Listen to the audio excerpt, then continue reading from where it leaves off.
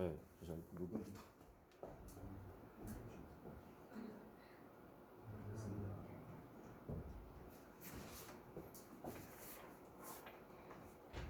찬성 1번 시작하겠습니다. 저희 찬성 측은 다음을 근거로 간통죄 도입을 다시 도입해야한다고 주장합니다. 또한 형벌에 의한 처벌이 아닌 형사 보안 처분적인 측면에서 이 문제에 접근해보는 것을 궁극적으로 제안하고자 합니다.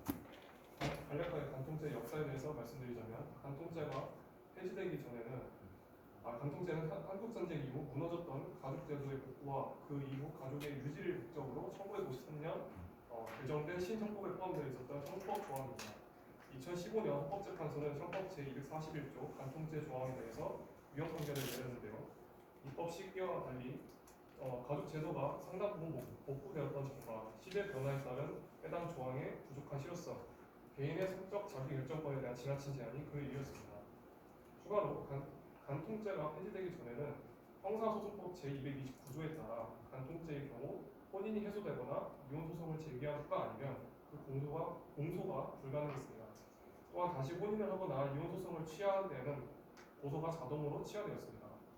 이 말인즉슨 간통죄가 폐지된 현재 이혼제도와 비교했을 때 불륜한 배우자에 대한 징벌 의도 외에는 큰 차이점이 없다는 것을 시사합니다.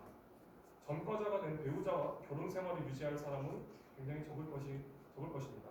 따라서 저희 찬성 측은 이러한 과거의 법률을 그대로 부활해서 징벌적 성격의 간통죄가 아닌 예방과 가정 평화 치유 목적의 보호 처분을 도입하는 것을 궁극적으로 제안하고자 합니다. 먼저 첫 번째 근거로 사회적 해악이 되는 행위는 처벌이 되어야 합니다. 비록 위헌 판결이 되었으나 여전히 불륜은 개개인의 가정의 평화와 민법상 일종의 계약인 혼인에서의 의무를 저버리는 행위임에는 변함이 없습니다. 시대가 변함에 따라 가정을 해체시키는 원인들이 다양화된 것은 사실이지만 배우자의 외도는 여전히 이혼의 주요한 서유입니다.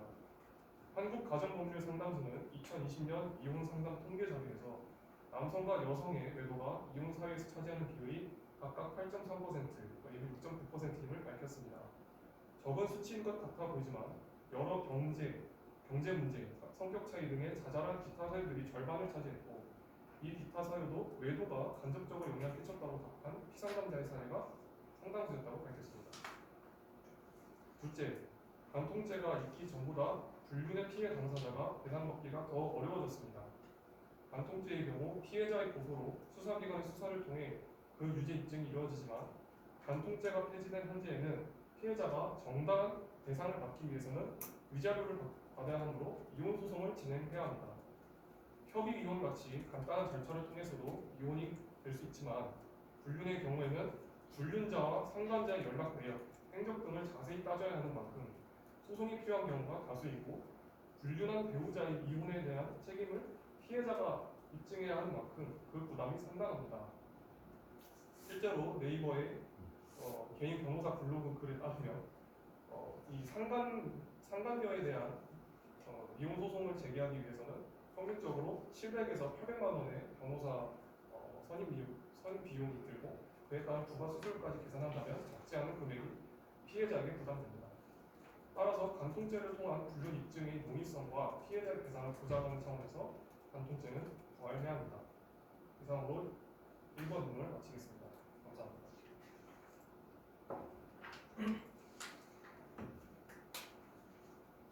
교체조사 준비되면 시작해주세요. 반대측 주범소나 교체조사 시작하겠습니다. 일단 처음에 묻고 싶은 게 보호처분으로 형법을 부활시키자고 하시잖아요. 지금 민법으로도 이혼 소송도 가능하고 불륜에 대해서 불이익을 줄 수 있다는 사실 알고 계십니까? 네. 그렇다면 민법으로 해결하면 될 사인 간의 분쟁 해결을 왜 형사법, 그것도 문제가 많던 간통죄에서 부활시키는데, 그걸 또 부활시키는 게 원래대로 부활시키는 것도 아니고 보호처분 형태, 예방 형태, 뭐 이런 목적으로 왜 다시 부활을 시켜서 해결을 하려고 하는지, 그렇게 했을 때 지금 민법으로 했을 때보다 이점이 있는지 그걸 묻고 싶습니다. 어떤 이점이 있습니까? 그 형사 처벌 지휘한 폐지된 형법 제241조의 내용을 보시면 징역 2년에 처한다라고 되어 있는데요.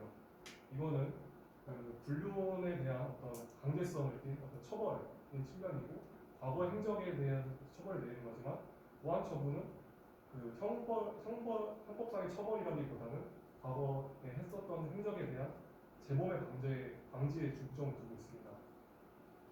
그리고 민법상의 이런 보호 처분과 형법상의 보호 처분의 차이점이라고 한다면 강제성에서 좀 차이가 있는데요. 여기까지 듣겠습니다.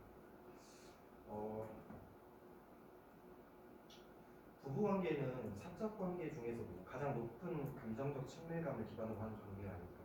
그들 관계에서 문제를 민사로서 해소할 수 있음에도 불구하고 국가가 나서서 범죄화하고 이걸 형법이라는 취지 자체도 이러한 행위들을 국가가 개입한다는 것인데 이런 것들을 국가가 나서서 개입을 해서 일괄적으로 법적 기준을 강제하는 것이 일종의 과잉 범죄이지 않을까 저는 이렇게 생각을 하고 있는데 어떻게 생각하십니까? 일단은 그 폐지된 간통죄의 경우에는 그 간통을 저질렀다고 해서 바로 처벌이 이루어지는 게 아니라 그 피해자의 고소가 있어야지만 수사가 이루어지기 때문에 그래도 어느 정도 그 무조건적인 강제성이 있다고 생각되지는 않고 또 국가가 아니요. 제가 말씀드리는 거는 간통죄로 고소를 했을 때 이후의 얘기입니다. 간통죄를 고소 안 할 수도 있다를 따지는 게 아니에요. 간통죄로 고소를 했을 때 그게 국가의 개입인데 국가에 개입하는 게 맞냐라는 걸 묻고 있는 거지 그게 친고죄인지 아닌지는 저희가 묻고 있는 게 아니에요. 국가가 개입하는 게 타당하다고 생각하십니까? 개인 간의 일인데. 아무리 사적인 일일지라 하더라도 이 매도가 그 사회적으로 증가하게 된다면 부정적인 영향을 미칠 수가 있습니다. 실제로 그 한동대학교와 창신대학교에서는 제 1번 토론 시작하겠습니다. 반대 측 첫 번째 토론자 인물 시작하도록 하겠습니다. 네, 반대 측은 우선 간통이 부부 간의 성적 성실 의무를 위반하는 상당한 부정 행위임을 먼저 인정하고 밝힙니다. 그러나 이에 대한 형사법적 제재를 가하는 것에는 반대하는 바입니다. 먼저 간통죄는 입법자의 국가 형벌권 남용의 결과물입니다. 비록 비도덕적인 행위라 할지라도 본질적으로 개인의 사생활에 속하고 사회에 끼치는 해악이 그다지 크지 않거나 구체적 법익에 대한 명백한 침해가 없는 경우에는 국가 권력이 개입해서는 안 된다는 것이 형대헌법의 추세여서 전 세계적으로 간통죄를 폐지되고 있다. 이는 2015년 간통죄 위헌 결정을 내린 헌법재판소의 판결문 일부입니다. 본질적으로 형사체계는 범죄자의 처벌과 사회 복귀의 목적을 두고 있고 민사체계는 사인 간의 분쟁 조정의 목적을 두고 있습니다. 민사 절차를 통해 처리해야 할 사인 간의 분쟁, 그것도 남은 일생을 서로 부양하고 정조할 것을 약속하며 형성된 부부관계에 국가가 개입하도록 한 것은 입법자가 형사체계에 대한 진지한 검토 없이 국가 형벌권을 남용한 결과입니다. 간통죄의 보호법익이라고 내세웠던 가정의 유지, 선량한 성도덕, 이것들은 시대에 따라 그리고 구성원들의 인식에 따라 끊임없이 변화하는 것입니다. 때문에 이를 일률적인 법적 판단 기준으로서 사회 구성원들에게 강요할 수 없는 문제입니다. 간통죄가 폐지된 이후에 이혼율이 오히려 감소한 것도 폐지한 이후 한국을 포함한 다른 국가들이 이를 원인으로 문란한 성도덕이 자리 잡았다고 할 근거가 없는 것도 애초에 이 간통죄가 입법자가 내세운 보호법익이 그 허상에 불과하기 때문입니다. 오히려 간통죄는 보복성 수단, 유리한 손해배상 청구를 위한 수단으로 변질되면서 형벌의 응보주의적 목적만을 강조하게 하여 그 체계에 혼란을 일으켰을 뿐입니다. 이런 충분한 고려 없이 입법된 간통죄가 1990년부터 2015년까지 무려 5번의 헌법재판소의 위헌 심판을 거치면서 폐지된 것은 당연한 일입니다. 이처럼 굉장히 내밀한 사인관계를 다루고 있는 간통이란 문제는 민사에서 다루는 것이 법 체계 본질상 옳으며 현재 그 절차 역시 잘 마련되어 있습니다. 유책 배우자에 대한 이혼 소송, 배우자, 상간자 각각에 대한 손해배상 청구 모두 별개로 청구할 수 있으며 그 위자료는 평균적으로 1,000만 원에서 3,000만 원 선으로 형성되어 있습니다. 이 액수는 불륜의 지속기간 및 방식 그리고 재산 규모에 따라서 평균치를 넘어서 그 억 단위로 형성될 수 있습니다. 외에 재산 분할, 아이가 있는 경우에 친권 및 양육권 그리고 양육비 역시 간통 피해 배우자를 위한 민사적 구제 수단으로 기능하고 있습니다. 물론 정신적 피해에 비해 낮은 위자료, 개인이 직접 증거를 수집해야 한다는 절차적 한계가 존재하긴 합니다. 그러나 낮은 위자료에 대한 문제의식과 상향 조정에 대한 목소리는 법조계에서 꾸준히 발생한다는 점, 그리고 간통 및 외도에 대한 법원의 법관정이 여전히 부정적인 경향을 띈다는 있다는 점은 더 나은 방향으로의 긍정적 전망을 뒷받침합니다. 또한 2020년에 이른바 홍신소라고 불리는 사설 탐정업이 합법화되면서 인사 절차에 놓인 개인을 위한 보조적 수단으로 대두되고 있는 실정입니다. 이런 상황 속에서 형사법적 근거로 제도 이행상의 문제 해결도 마련하지 못한 관통죄를 재도입하자는 것은 그 당위성에 상당히 있는 주장이라고 할 수 있습니다. 네, 이상 마치겠습니다.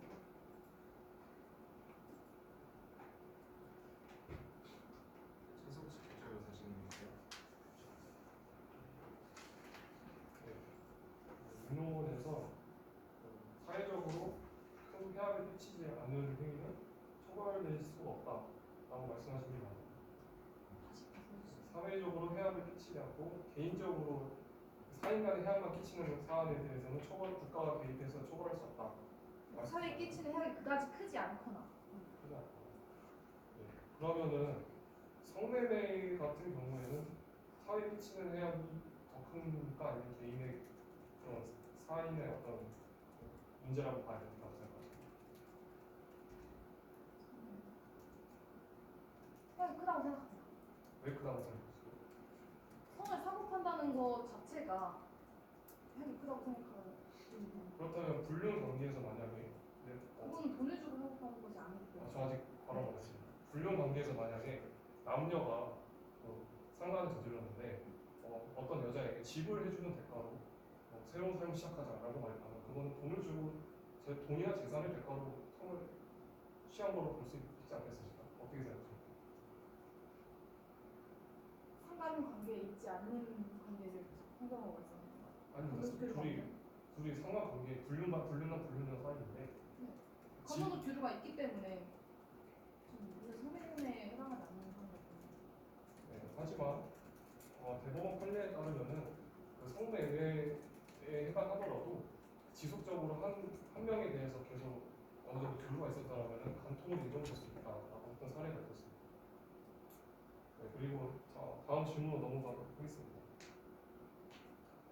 그 폐지 이후에 이혼율이 감소했다고 했는데 이게 둘 간의 상관관계입니까? 아니면 그냥 단순히 인과성이 있다고 보시는 겁니까?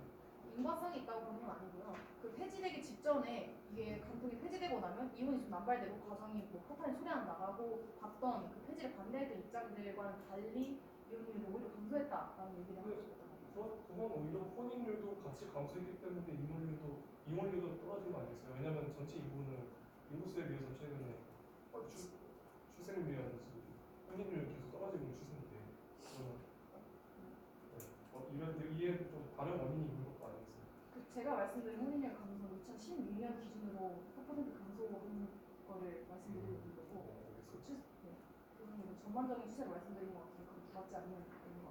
그러면 결국에는 간통이 이 사회적으로 전혀 해악을 끼칠 수 없다거나 아니면 그 영향이 굉장히 미미하다 이렇게 생각하십니까? 해악이 크지 않거나 그리고 이미 민사적 구조 자체가 있기 때문에 이를 형사적으로 형사처벌을 하여서 범죄자를 만들고 그렇다면 실형을 내리는 것이 옳지 않다고 생각합니다. 피해자 입장에서는 위자료만으로는 다 충분히 보상이 된다는 게 보장이 되겠습니다.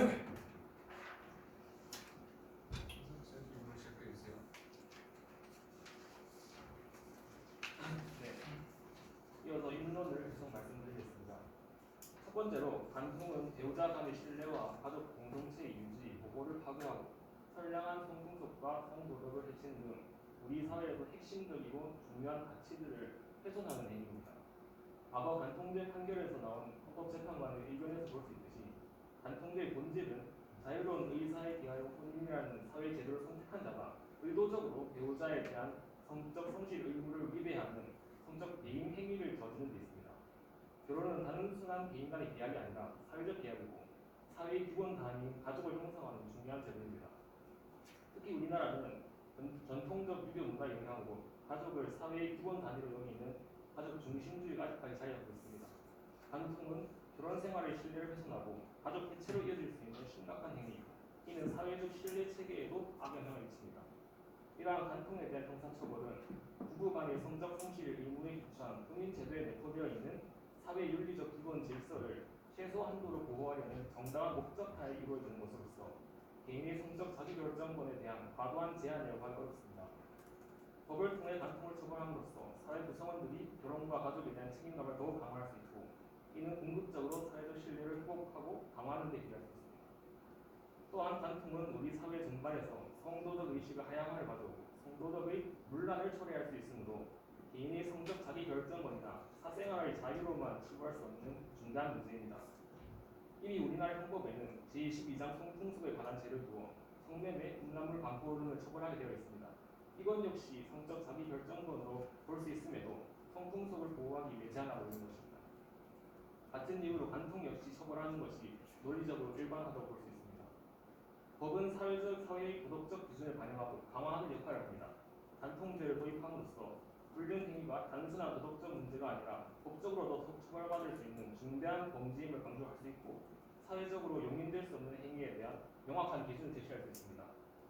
간통죄가 존재한다면 개인들이 도덕적 기준을 더욱 엄격히 준수하도록 동기부여를 하여 예방 효과를 높일 수 있고 이는 사회 전체의 도덕적 수준을 높이는 데 기여할 것입니다. 두 번째로 간통죄를 재도입할 때 일률적으로 징역형을 처벌하는 것이 아니라 특수성을 고려해 보완 처분으로 대신하도록 보완하면 위헌의 소지를 피할 수 있습니다. 과거 간통죄는 5차례 헌법재판소의 심판에 올랐습니다. 그중 앞의 4차례는 모두 합헌 결정이 내려졌지만 마지막 재판에서 7대2로 위헌 결정이 내려졌습니다. 하지만 간통죄가 완전히 폐지돼야 한다는 의견을 낸 재판관은 9명 중 5명에 불과했고 위헌 견해를 낸 재판관 중 2명은 간통죄의 취지 자체는 인정하지만 무조건 징역형을 내리는 법률 조항 등의 위헌 요소가 있다고 판단해 위헌이라고 판단한 것입니다. 당시 김희수 전 재판관은 배우자의 간통행위가 있는 경우 현행 민법상의 제도나 재판 실무만으로는 경제적 약자의 지위에 있는 여성이나 남성의 보호에 미흡하다. 경제적 약자의 보호에 아직도 간통죄의 존재 의미가 있다라고 지적했습니다. 또 강일원 전 재판관은 간통은 혼인 제도의 근간에 이르는 일부 일처주의에 대한 중대한 위협이고 배우자와 가족 구성원의 윤리 등 심각한 사회 문제를 야기한다며 예민한 사생활의 영역에 속하는 것이라 하더라도 혼인관계에 파괴적 영향을 미치게 된 때에는 단순히 윤리와 도덕적 차원의 문제라고 볼 수 없고 법적 규제의 필요성이 인정된다고 판단했습니다. 이러한 점들을 고려하여 사회봉사명령을 이행하거나 상담 교육을 의무화하는 식으로 간통죄를 재도입한다면 헌법에 위배되는 것을 피하면서 앞서 말한 우리 사회의 중요한 가치들을 지킬 수 있을 것입니다.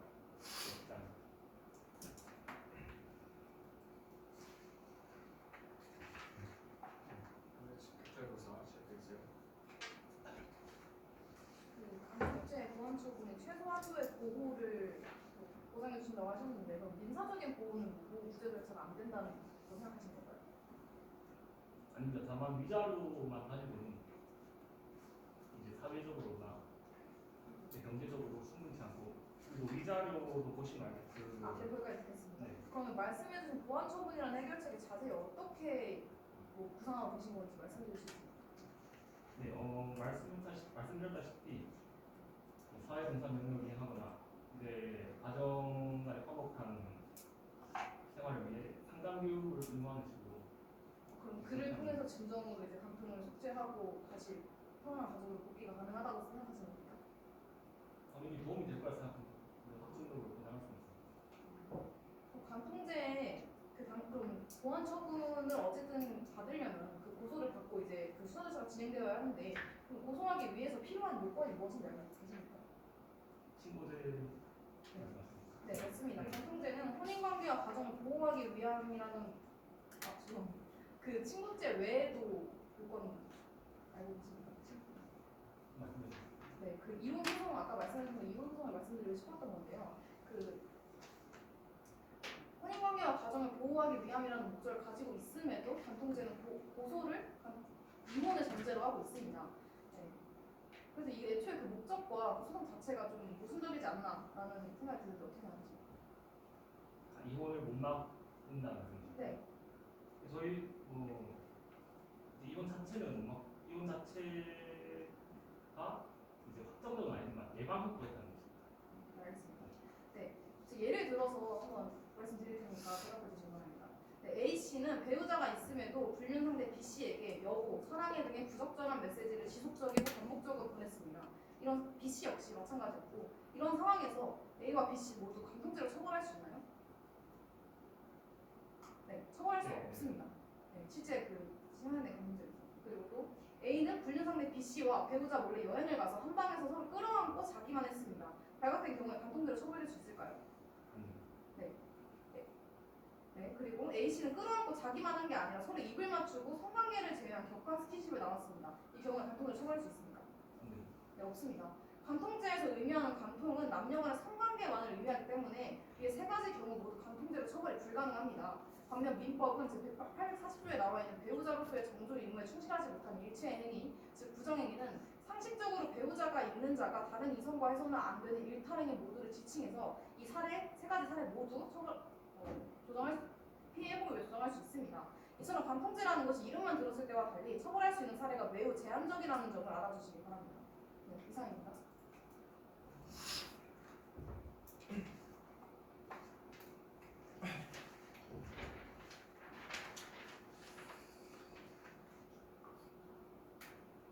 시작하기 앞서서 찬성 측에서 기존의 간통죄가 아닌 도처분으로 약간 변경을 주셨는데 결국에는 이게 취지 자체는 변동되지 않고 징역의 내용만 달라진다는 점을 감안해서 내용 그대로 진행하겠습니다. 원래 썼던 대로 시작하겠습니다.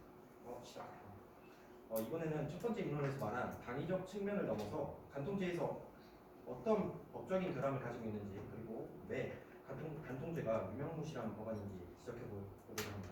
이에 두 가지 근거를 들어서 설명드리겠습니다. 첫 번째로 간통죄는 재정 취지인 가정보호에 있어서 사실상 효과가 없습니다. 왜냐하면 간통죄의 고소 요건 때문입니다. 간통죄는 혼인이 해소되거나 이혼 심판이 청구된 후에만 고소가 가능합니다. 이 말은 쉽게 말해서 간통죄로 고소하고 싶다면 이 가정을 완전히 파탄내고 고소해라 라는 말과 같습니다. 혼인과 가족생활의 유지 및 보장을 목적으로 하는 간통죄가 오히려 부부 사이를 완전히 갈라짐을 전제하고 있는 것입니다. 우리 사회에서도 간통죄가 어떻게 활용되는지를 보면 이혼에 따른 위자료 확보 단계에서 유리한 고지를 점령하기 위한 하나의 수단으로서 악용되고 있습니다. 가정보호, 사회적 법익 보호를 위한다는 간통죄가 결국 더 큰 가정의 파탄을 종용하고 있다는 역설적인 상황입니다. 그러니까 간통죄는 법의 재정 취지와 법의 발동 요건, 즉 고소 요건이 상충하고 있는 것입니다. 헌법재판소 역시 이러한 모순적인 부분을 지적하면서 간통죄를 폐지했던 것입니다. 하나의 법안에 이렇게 두 가지 원리가 충돌하는 현상을 해결하지 않고서는 간통죄를 다시 도입하기는 불가능합니다. 둘째로 간통죄는 검거율과 실형 선고율이 굉장히 낮은 데다가 간통을 입증하기란 사실상 불가능에 가깝습니다. 반면 민법상의 부정행위는 간통죄보다 훨씬 쉽게 불륜행위를 처벌할 수 있습니다. 2003년부터 2009년까지의 대검찰청 범죄분석, 2003년부터 2010년까지의 법원행정처의 사법연감을 보면 간통죄는 다른 범죄에 비해 검찰 단계에서 공소권 없음 비율과 법원 단계에서 공소 기각의 비율이 상당히 높습니다. 간통죄로 실형을 선고받은 인원은 2008년의 경우 985명 중에 겨우 52명, 2009년의 경우 1253명 중 44명으로 약 5%에 불과합니다. 이 말은 뭐냐? 1차적으로 간통이 걸리고 2차로 검찰 처리까지 가고 3차로 법원까지 가더라도 그 중에서 5%만 실형을 선고받는다는 것입니다. 간통을 저지르고도 간통죄로 실형을 선고받는 것이 이렇게나 희박한 확률을 뚫어야 한다는 것입니다. 뿐만 아닙니다. 간통이라는 개념이 여러분이 생각하는 단순한 불륜 이런 것이 아닙니다. 배우자가 아닌 다른 이성에게 여보, 자기라는 호칭을 사용하거나 보고 싶다는 문자를 주고받는 것, 키스나 포옹을 하는 것 등은 민법이 말하는 부정행위에만 해당하고 간통죄의 간통에는 해당하지 않습니다. 그렇기 때문에 당연히 불륜 문자를 주고받은 것 따위로는 간통죄의 증거가 될 수 없습니다. 그렇다면 간통죄는 어떤 경우에 성립할까요? 간통죄에서 말하는 간통은 남녀 간의 성기 삽입만을 의미합니다. 그렇다는 것은 간통죄를 입증하기 위해서는 수사기관이 직접 남녀 간의 정사 현장에 들이닥치는 등의 방법이 수반되어야 합니다. 여러분들이 상상해 보십시오. 수사기관이 내 배우자와 상간자가 그렇고 한 현장을 급습해서 증거를 수집하는 그런 겁니다. 꼭 이렇게까지 해야만 하나? 예, 이렇게까지 해야만 간통죄가 인정됩니다. 그럼 직접 수사기관이 라이브 현장을 접근해야 될까요? 그렇지는 않습니다. 1997년 대법원 간통죄 판결에 따르면 서로 사랑하여 상대방을 재혼 대상으로까지 생각하고 있던 성인 남녀가 심야에 여관에 함께 추숙하였고 추숙한 지 1시간 30분가량 지난 뒤에 그들이 함께 묵고 있던 여관 객실에 다른 사람들이 들어가 보니 남자는 팬티만을 입고 있었고 여자는 팬티와 블라우스만을 입고 있었으며 방바닥에 구겨진 화장지가 여러 장 있었다. 이런 경우에만 직접 목격하지 않았더라도 간통이 인정되는 겁니다. 이상입니다. 교체교사 진행해 주시면 됩니다. 네, 말씀하신 것 중에 이제 간통죄 기존의 간통죄를 그대로 재도입하면은 처벌하기가 쉽지 않고 왜냐하면 성관계를 직접 증거를 찾아야 되니까 그렇기 때문에 실효성이 없다 하셨는데 앞서 이제 일론 논거로 국가의 개입 최소화해야 한다고 하셨는데 그렇다면 이렇게 조건을 엄격하게 만든 것이 국가 개입 최소화하는 것이므로 논거에 부합한다고 생각합니다. 다시 한번 말씀해 주세요. 그러니까 국가의 개입을 최소화해야 한다고 하셨는데 근데 네. 예, 그랬는데 말씀하신 뭐 처벌을 굉장히 엄격한 조건에서 시행하는데 간통죄가 지금 그러고 있기 때문에 이렇게 엄격하게 하고 있어서 사실상 처벌이 불가능하다라는 점을 꼬집고 싶은 겁니다. 불가능하다. 사실상 불가능하다라고 이제 불가능하진 않아요. 5%는 있긴 있는 확률이지 않습니다. 네. 그렇다면 실효성을 실효성이 없다. 그렇다면 조건을 완화해서 말씀하신 뭐 문자나 뭐 뺨을 쳤다거나 그렇게 하는 것도 다 처벌하면은 실효성이 있으니까 찬성하십니다. 실효성은 있겠지만 그게 사전적 의미의 간통이 아닌데 간통이라는 거는 성관계만을 말하는 거잖아요. 근데 간통죄에서 어떻게 그 간통 이외의 것들을 처벌할 수 있는지 저는 그게 의문입니다. 확장을 시킬 수 없다는 의미입니다. 네. 그럼 간통은 이제 매우 부도덕하고 사회적 관념을 개선은 안 된다 동의하십니다. 동의합니다. 네. 그 법은 도덕을 실현하고 뒷받침하는 역할을 해야 동의하십니다. 동의합니다. 네. 그리고 형법은 힘의 기준으로 삼도록 한다는 측면에서 힘의 규범성을 선별하십니다.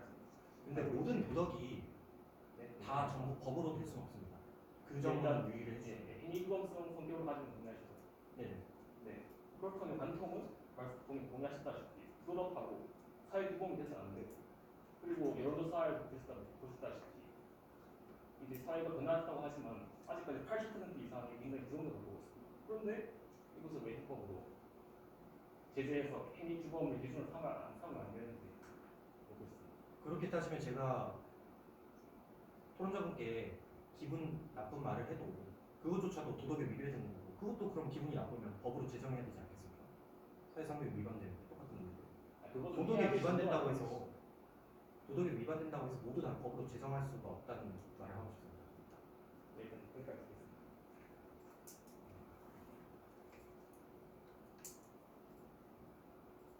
네, 재판받고 진행해 주시면 됩니다. 음악 진행하도록 하겠습니다. 일단 먼저 간통죄 폐지는 혼인 및 가정 파탄을 초래하지 않았습니다. 우리 법원은 간통죄를 폐지했음에도 혼인관계 파탄에 책임이 있다고 판단되는 당사자는 재판상 이윤을 청구하지 못하도록 하는 유책주의의 입장을 고수하고 있습니다. 때문에 그 폐지 당시에 가정 존속의 혼란을 초래한다는 이유로 이혼율 증가를 우려했던 목소리들과는 달리 그 폐지 후에 1년간 새로 접수된 이혼 소송은 전년보다 4%가량 감소했습니다.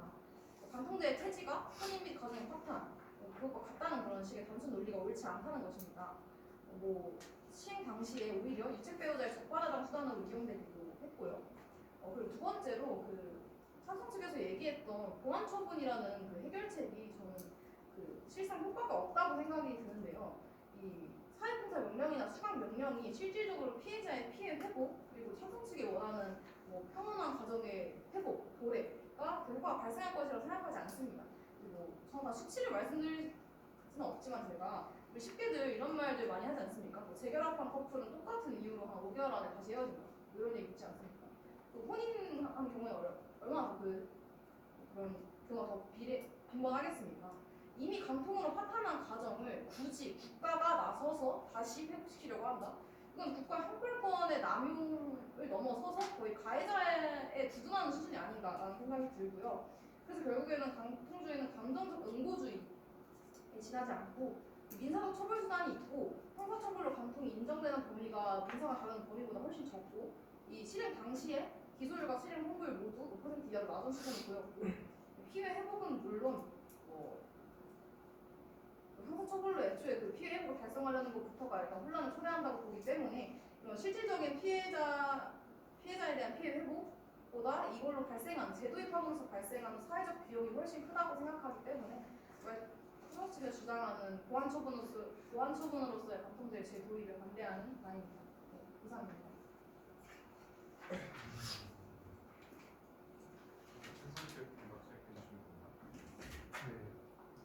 반대측 이번 프로자분 중에서 법률의 의미는 확장할 수 없다.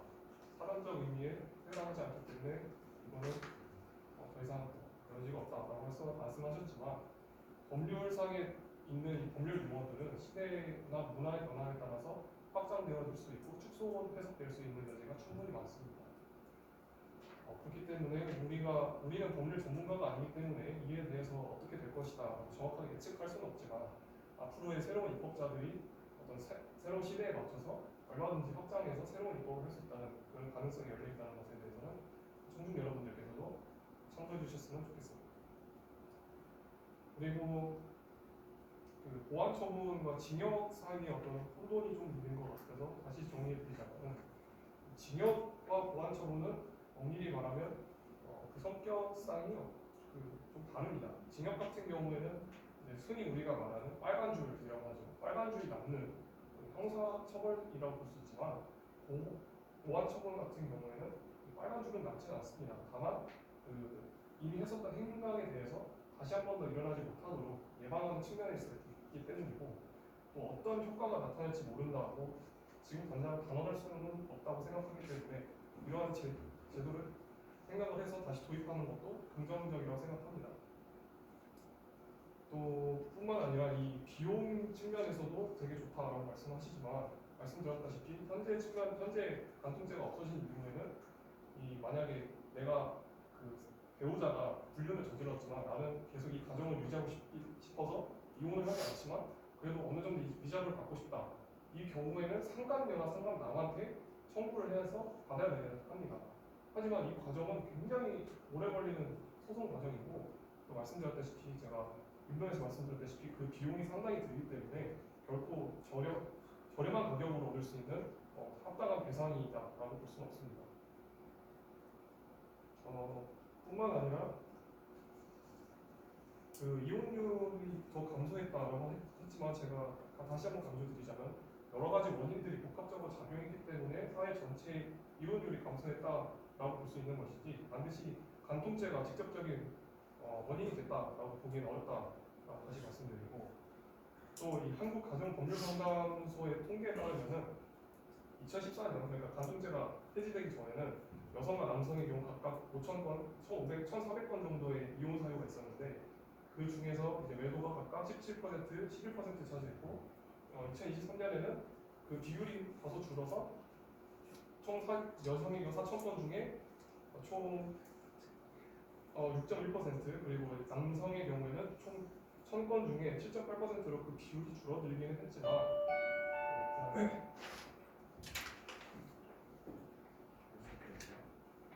일단 첫 번째로 혼인율 감소 얘기를 저희가 한 것은 보통 사람들이 간통죄를 폐지하면 혼인율, 이제 이혼율이 증가하고 이런 것들 우려할 텐데 그런 일은 발생하지 않았다. 그러니까 그러니까 이혼율이 감소했다는 거. 이혼율이 증가하지는 않았다는 것을 강조하기 위해서 말씀을 드린 것이지 저희가 감소라는 것에 포커스를 두고 말하는 건 아닙니다.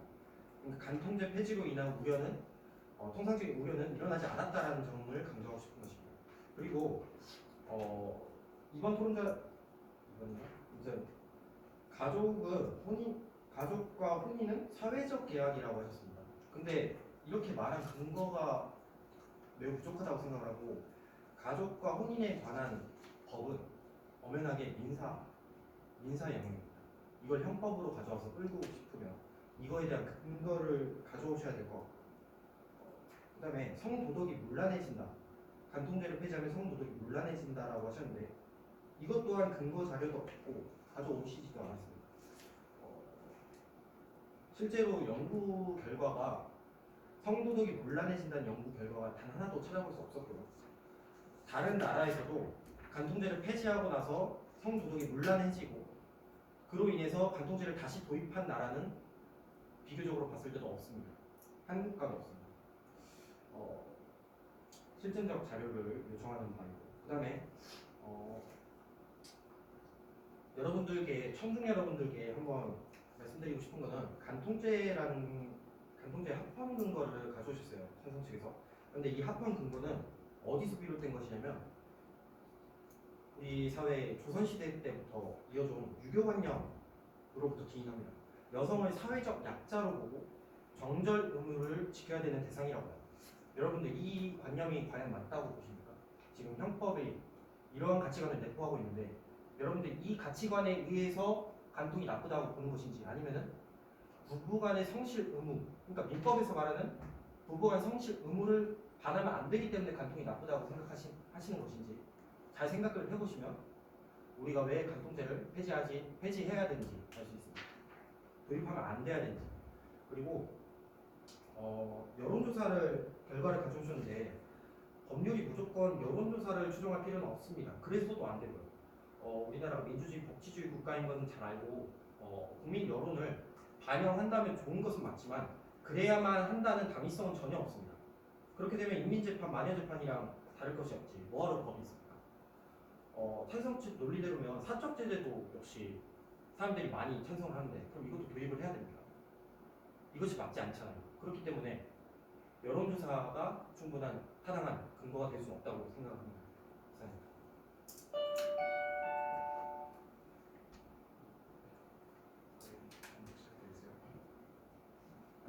네, 앞서 혼인이 사회적 계약이 아니라 단순한 개인의 계약일 뿐이라 하셨는데, 혹시 개인의 계약이라면 국가가 개입할 필요가 없다고 생각합니다. 결합을 하든 헤어지든 국가가 애초에 혼인이라는 공인을 할 필요가 없다는 것입니다. 그리고 또한 우리의 혼인 관계는 개인의 의사뿐만 아니라 전통과 문화에 기반을 둔 집안끼리의 결합입니다. 자유로운 의사에 비해 스스로 형성한 법 제도에 편입된 부부관계에서 한쪽의 간통은 성적 성실 일부 위배라는 단순한 혼인 계약의 위배 차원을 넘어서 부부 사이의 근본적인 신뢰를 무너뜨리고 혼인 관계를 파탄시키거나 제도의 근간에 이르는 일부 일처주의에 위협이 되는 것입니다. 사생활의 자유다 말씀하셨는데 결혼하면서 혼인 사역을 합니다. 그러면 소위 이제 성적 자기 결정권을 스스로 제약하기로 합의하고 맹세하는 것이라고 볼 수 있습니다. 그런데 이것을 사생활의 비밀과 자유로 해제해야 한다. 그렇다면 성매매 특별법조차도 성적 자기 결정권을 침해하고 아니면 직업 선택의 자유를 침해하니까 위헌이다. 이렇게 주장할 수 있으니 굉장히 우려스럽습니다. 네, 그리고 성문란에 대해서 이제 한동대 커뮤니케이션 학부 이희진 교수와 성신대 사회복지학과 이원들 교수가 조사한 바에 따르면은 자신의 생활하는 주변에 불륜이 만연하게 발생되고 있다고 인식하는 기혼남녀가 실제로 혼외 성관계 실행을 실행할 의도가 더 많았을 뿐만 아니라 자신의 혼외 관계 그리고 인터넷 음란물에 대해서도 덜 비판적인 인식을 가지고 있는 것으로 밝혀졌습니다. 이러한 인식이 결국 추세를 따라간다는 것입니다. 또한 한국여성정책연구원에 조사한 바에 따르면 실제로 간통죄 폐지하기 전보다 지금 불륜 비율이 더 높아졌습니다. 그리고 저희가 간통죄 제도입이라는 것은 기존에 위헌 판결 났던 것을 그대로 도입하자는 것이 아닙니다. 말씀하신 대로 이제 징역형보다는 꼭 재결합을 하라는 것이 아니고 사회봉사 명령이나 재결합하고 싶다면 상담을 받든지 해서 행위규범을 똑바로 쏟자는 것입니다. 간통 피해 배우자의 고통은 혼인 제도를 지키고자 해서가 아니라 자신의 가장 깊은 심의와 믿음이 와해되었기 때문입니다. 이러한 피해자의 고통을 먼저 생각했으면 좋겠습니다. 네, 고생하셨습니다. 1부 토론 여기서